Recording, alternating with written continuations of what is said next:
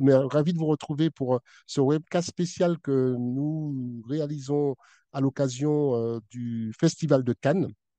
Nous serons pendant 4 jours ici pour mettre au cœur du festival cette année la thématique de la lutte contre le palu avec la campagne Zéro palu, passons à l'action.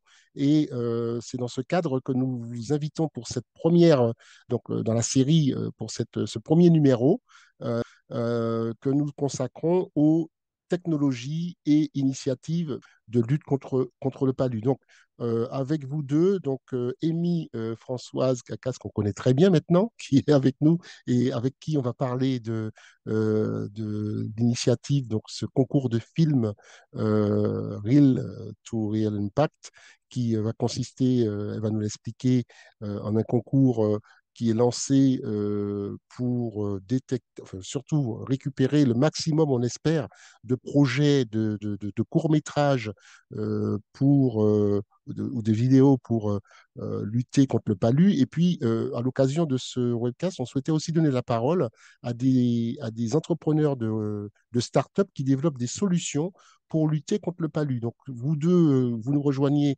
Amy depuis le Nairobi, Daouda Chemtore, qui est aussi entrepreneur de tech, cofondateur de Carto Malaria depuis Ouagadougou. Donc, nous sommes ravis avec l'équipe que constituent Mathieu et Adama du pôle digital et moi-même de vous retrouver pour cette séquence.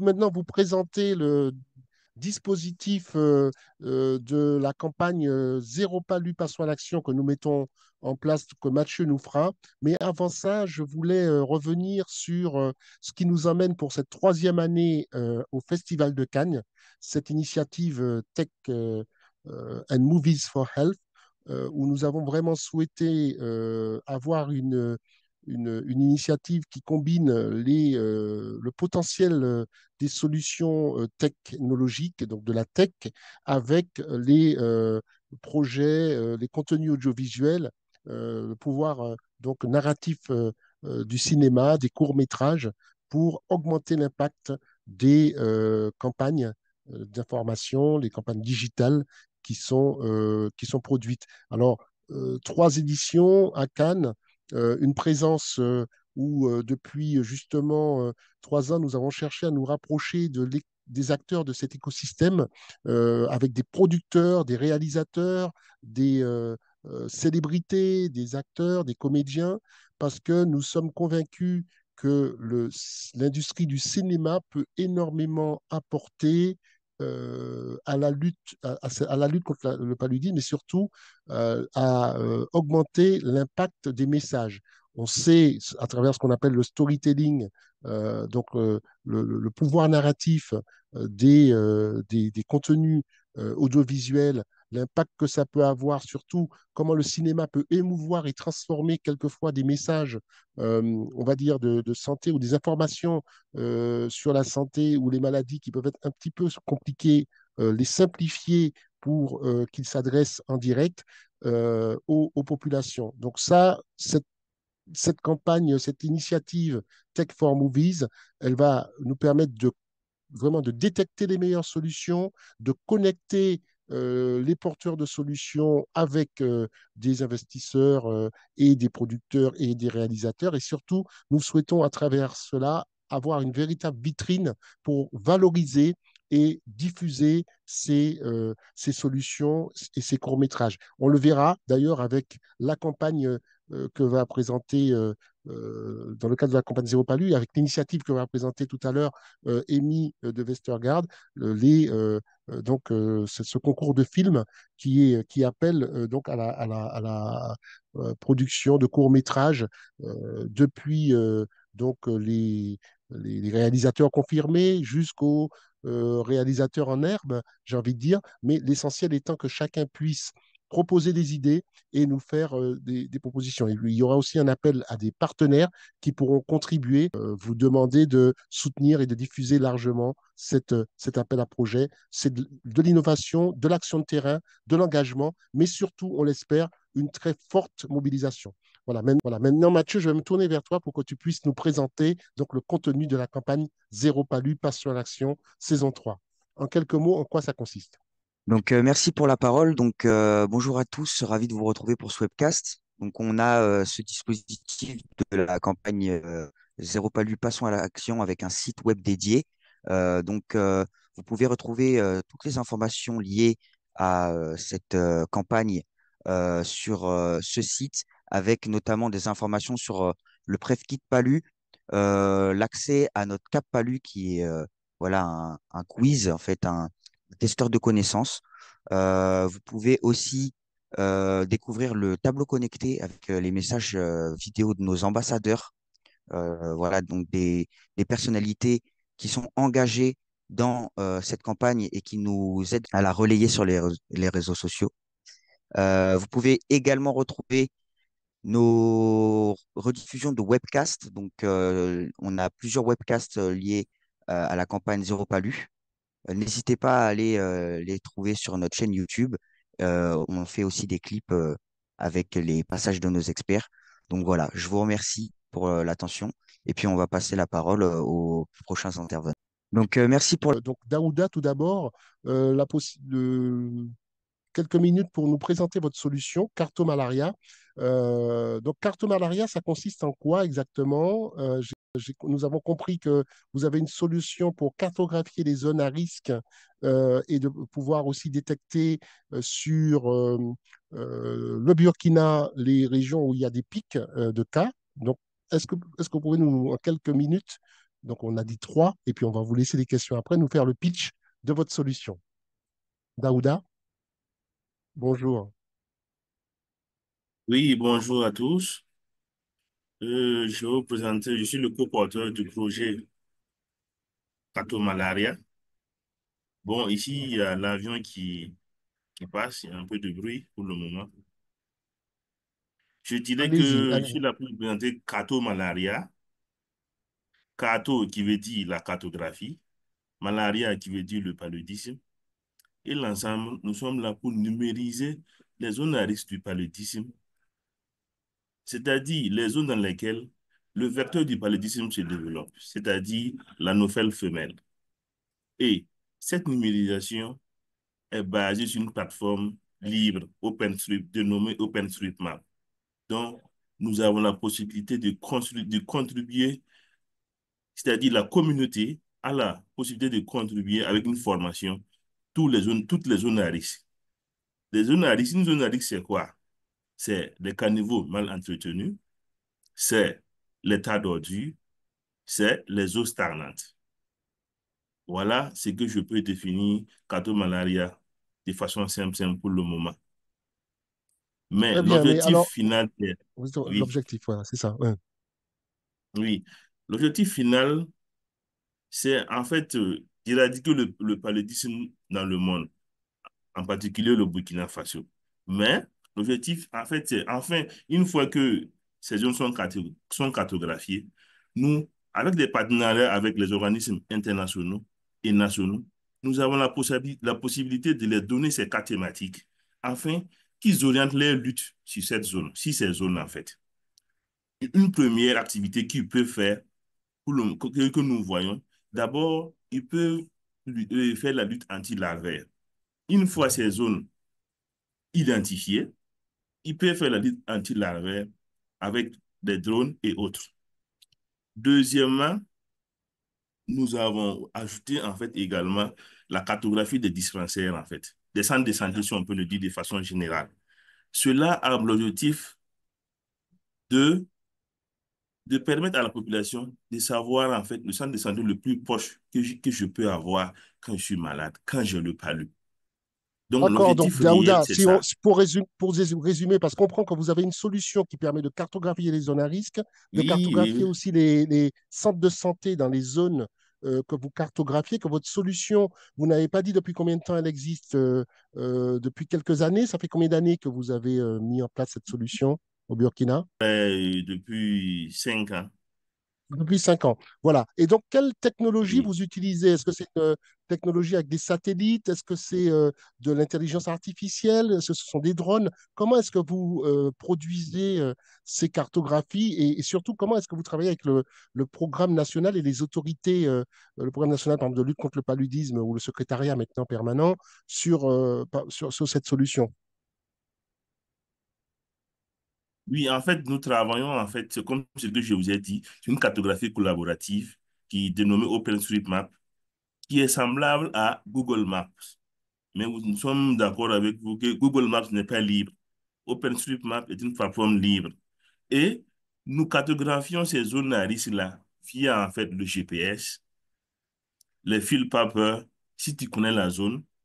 Et actuellement, nous n'avons pas les moyens, mais les drones aussi constituent actuellement l'un des meilleurs outils de cartographie de ces zones à risque. D'accord. Voilà, Moi, ce que voilà. je voulais savoir après, c'est quoi le modèle économique que vous avez enfin, parce qu'on va, peut-être, on aurait des tas de questions à vous poser, mais comment est-ce que vous faites tourner votre startup? C'est-à-dire que ces solutions, vous les mettez à disposition gratuitement, ou vous êtes financé par des organisations internationales? C'est quoi vos solutions, vos sources de financement pour produire ces, euh, ces cartes? Bon, pour dire actuellement, pour dire vrai, actuellement, nous vivons sur fonds propres parce que actuellement, nous sommes sur une zone, c'est un prototype, donc nous avons choisi une zone pour implémenter le projet. Mais il faut dire que nous nous sommes approchés au Programme national de lutte contre le paludisme, qui est devenu secrétariat permanent depuis, mais il y a pas eu de suite. Est-ce que vous voyez? Parce que D'accord. c'est comme ce que vous dites. Très Mais bien. nous l'objectif, une fois les zones à risque cartographiées, nous avons la possibilité de vendre les cas thématiques avec les ONG qui interviennent dans la lutte contre le paludisme, quelle qu'en soit la sensibilisation de la population envers les zones vulnérables, quelle qu'en soit la distribution des moustiquaires, là on sait où accentuer pour distribuer les moustiquaires et ainsi de suite. Voilà. C'est-à-dire, ce que nous avons comme modèle économique, c'est vendre en fait les cas thématiques de deux et ensuite produire une application qui, une application thématique, parce que la plateforme que nous utilisons, on est capable de réutiliser ça sous une forme d'application. Donc, on a bien retenu que vous êtes en train de développer cette solution, Oui. que vous êtes actuellement en phase de recherche, de financement Ouais. pour pouvoir déployer cette solution. Et on pense qu'effectivement, c'est un outil qui peut être très utile Oui. dans la lutte contre le palu, d'avoir cette cartographie, comme on dit, des zones à risque, ce mapping aussi que vous proposez des centres de santé pour pouvoir orienter et prendre en charge les populations dans une logique de proximité. Ouais, Une autre solution ajoutée à cela, c'est en fait le oui, SMS vocal. Le SMS vocal, ok, parce que 80% de la population burkinabé possède des téléphones. Comme si on peut le dire, ok, de nos jours, les gens possèdent beaucoup plus de téléphones que de moustiquaires, si on peut le dire. Mais en fait, la population est illettrée. Donc, ok. nous préférons sensibiliser via les SMS vocaux pour permettre, en langue locale, pour permettre aux populations, en fait, d'être mieux sensibilisées.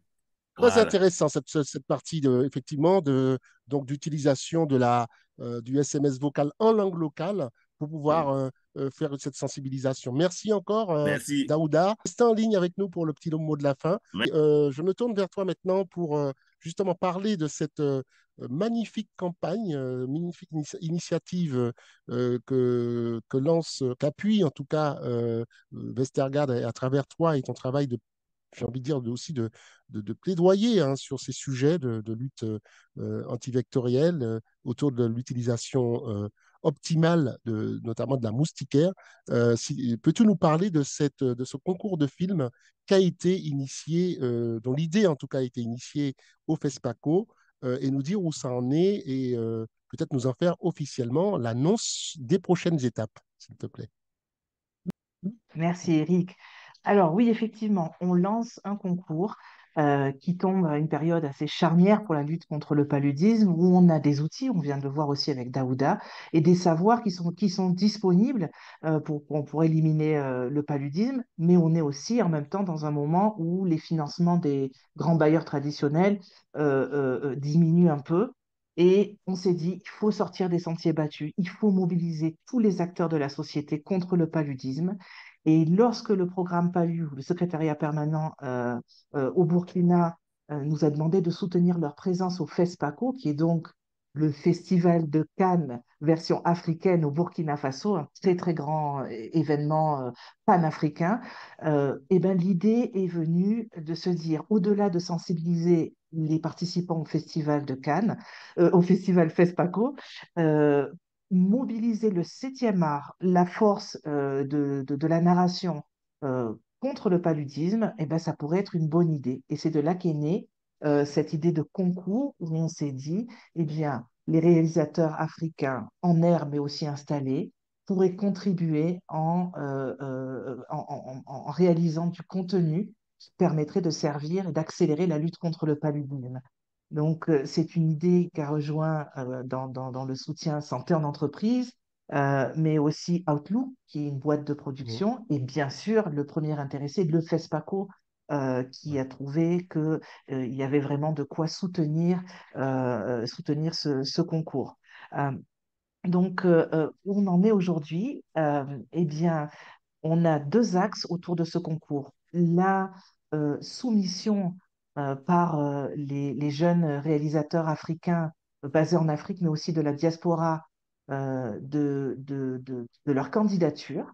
Donc, envoyer des synopsis qui permettraient à un jury de voir quels sont les films avec les idées avec potentiel. Et derrière ça, le concours veut accompagner, fournir un mentorat professionnel, des conseils en narration et vraiment une assistance professionnelle à la production et à la vidéographie des candidats qui seront retenus. Donc ça, c'est une première étape. L'idée, c'est que le gagnant se verra accompagné dans la diffusion de sa création à la prochaine Mhm. édition du FESPACO. On espère aussi à la prochaine édition du Festival de Cannes. Et puis un deuxième volet qui est de pouvoir offrir à tous les programmes PALU d'Afrique la possibilité de bénéficier de ces contenus pour leur département communication dans le cadre des actions de sensibilisation qu'ils mènent avec les communautés sur le paludisme. Donc, c'est même au-delà de l'utilisation de la moustiquaire, mais la lutte larvaire, c'est ce que vient de nous présenter Daouda, l'assainissement de l'environnement, tout ce qui peut à travers un contenu à forte charge émotionnelle, convaincre les communautés, mais aussi les nouveaux bailleurs potentiels, les organisations africaines, etc., de venir mettre la main à la pâte dans la lutte contre le paludisme. Nous allons ouvrir ce concours et lancer ce concours pour la Journée internationale du moustique au mois d'août. Il existe donc Le 20 août, hein, ça tombe le Ouais, 20, c'est bien ça ça. tombe le 20, hein, c'est ça? Oui. Mm. C'est bien ça. Donc aujourd'hui, eh bien, nous recherchons à la fois des candidats qui pourraient participer à ce concours, mais aussi effectivement des partenaires qui voudraient contribuer d'une manière ou d'une autre à ce beau projet, contribution en nature, mise à disposition de plateaux techniques, aide à la diffusion de ces capsules vidéo qui seront créées. Euh, toute contribution est possible. Ah ben, parfait, Amy. Comme tu sais, nous sommes ravis d'être partenaires de cette belle initiative et on est exactement dans l'écosystème idéal qu'il faut pour ça, Tout puisque à nous fait. sommes à Cannes. Il y a, on va dire, tous les acteurs de l'écosystème, des réalisateurs, des producteurs, également des réalisateurs africains. C'est aussi pour nous cette audience aujourd'hui vers laquelle on se tourne pour présenter ben, différentes initiatives. Alors, en termes concrètement, donc on va diffuser, relayer le visuel de la campagne où il y a deux QR codes. Si tu peux nous réexpliquer. Donc tu disais donc un QR code qui est plus pour les candidats et puis un autre qui est plus pour les partenaires qui souhaitent contribuer d'une manière ou d'une autre. Hein. C'est bien ça, c'est bien Et, ça. do- C'est très clairement et donc, ils expliqué vont sur le pouvoir écrire, visuel. ils vont pouvoir écrire et demander des informations à une adresse mail et obtenir l'ensemble des éléments le règlement, le chronogramme, enfin, le calendrier de soumission, etc. Hein, c'est ça, hein, c'est bien ça Tout l'idée. à fait. Donc, le QR code amène la personne sur une page web sur laquelle les informations et les détails de ce concours sont stipulés. Et si c'est un partenaire qui voudrait contribuer, effectivement, il peut poser des questions, que ce soit un programme Palu qui dit, tout ça nous intéresserait de recevoir euh, des vidéos qu'on pourrait diffuser auprès des communautés, ou ça nous intéresserait de vous conseiller sur le type de contenu où nous sommes une radio et nous aimerions relayer ce qui sera créé sur notre réseau radiophonique, tout est possible. Donc voilà. Parfait, parfait, mais tout est dit. On va vous laisser maintenant à chacun 30 secondes pour un mot de la fin. Donc, on va revenir à Daouda. Si Daouda, mais en 30 secondes, nous dire un message clé que vous souhaitez adresser à l'audience à l'occasion de cette donc, séquence que nous faisons sur le Festival de Cannes. Et puis, toi, Amy, ensuite, avant de conclure. Donc, Daouda, voilà, un mot un mot de fin. Bon, je Vraiment dirais 30 que, secondes. bon, je dirais que notre solution s'inscrit dans une lutte préventive qui est vraiment très, très utile. Et cela est une contribution pour une vie, en fait, et notre contribution pour une vie agréable dans le monde. C'est juste pour Très bien. Merci, merci dire. Daouda. On va continuer à vous suivre surtout, hein, parce que vraiment, c'est un très bel outil que vous proposez là pour le Burkina et on l'espère, pourquoi pas pouvoir en faire bénéficier à d'autres pays, notamment frontaliers. Donc, à toi, Amy, pour le mot de la fin. Merci. Alors je dirais zéro palu, le cinéma africain passe à l'action. Réalisateurs de tous bords, rejoignez ce beau projet qui est un projet sur le long terme et démontrons au monde la force du 7e art, la force ce qu'on appelle en anglais le storytelling pour changer les comportements, que ce soit les comportements d'investissement pour le palu, mais les comportements aussi des communautés face à la santé publique. Formidable. Je crois que je n'ai pas grand-chose à ajouter, si ce n'est évidemment de dire que nous souhaitons que ce message soit relayé le plus largement possible, surtout cet appel à candidature hein, pour donc le concours de film.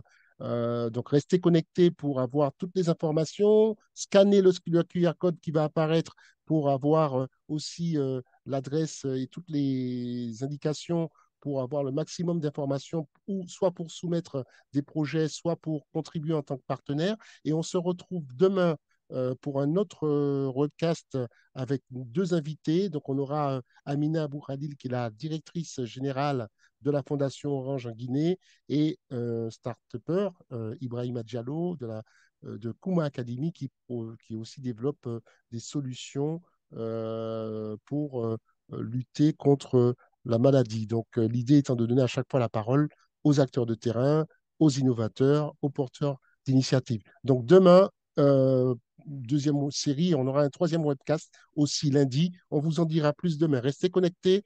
Zéro palu, passons à l'action. À très bientôt.